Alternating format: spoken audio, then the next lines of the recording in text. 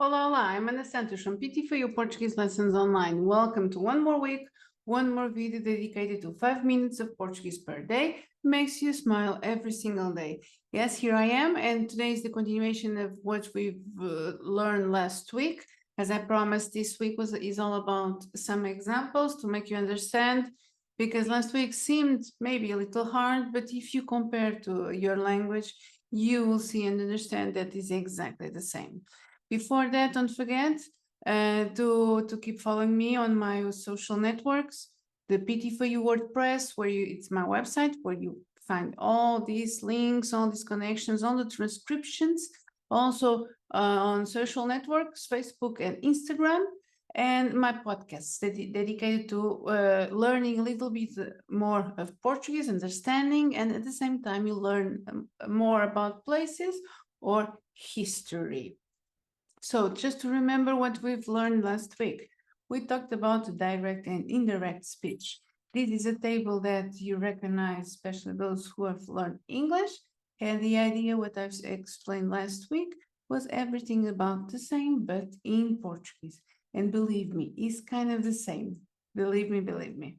So just to remember what we've seen, I've shown it this table. How is it when is in the direct speech?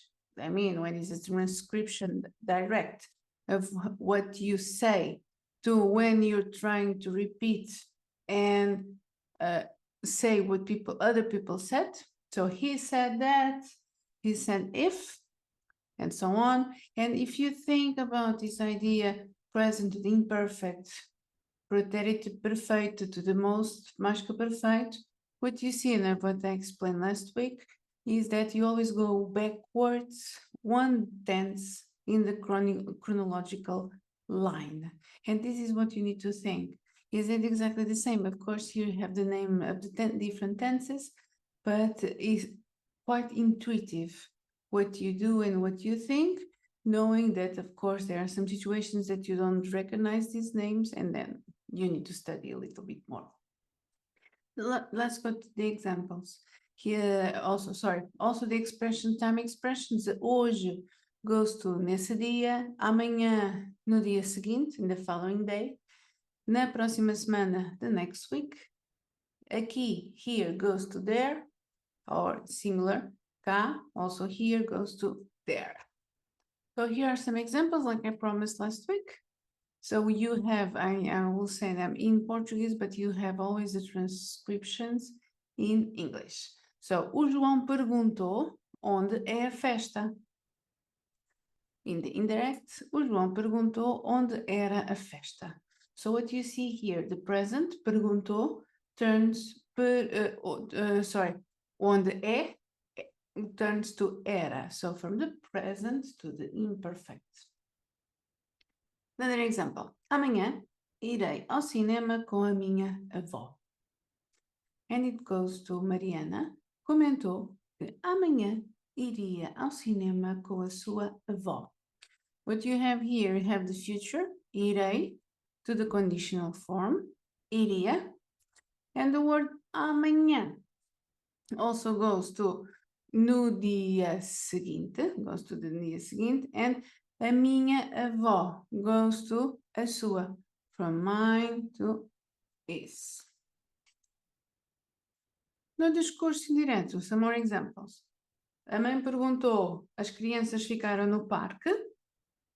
Goes to, a mãe perguntou se as crianças tinham ficado no parque.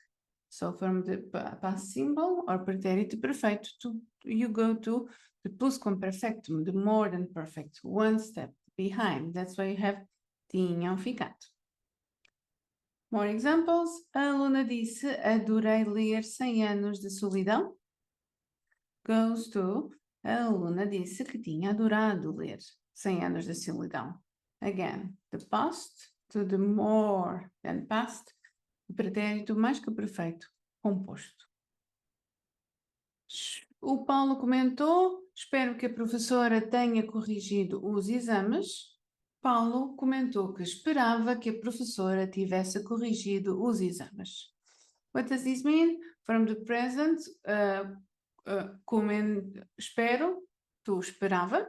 So what you see here is the present goes to the imperfect, and because it's espero is indicative, so you go to continue with the imperfect to indicativo, and tenha is the present of conjuntivo, goes to imperfeito do conjuntivo.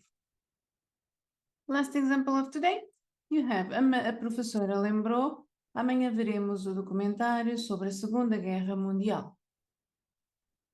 A professora lembrou que no dia seguinte veriam o documentário sobre a Segunda Guerra Mundial.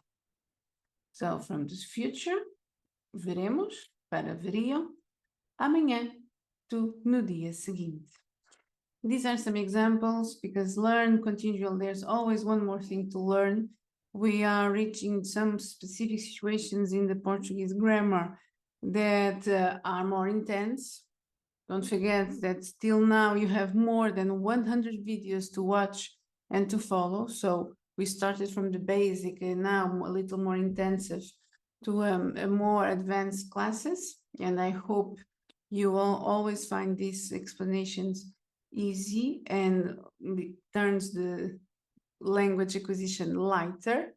And all kind of questions and doubts that you'd like me to answer, please email me to pt4u@outlook.pt. Meanwhile, don't forget, life is too short. Have fun. Ciao, ciao.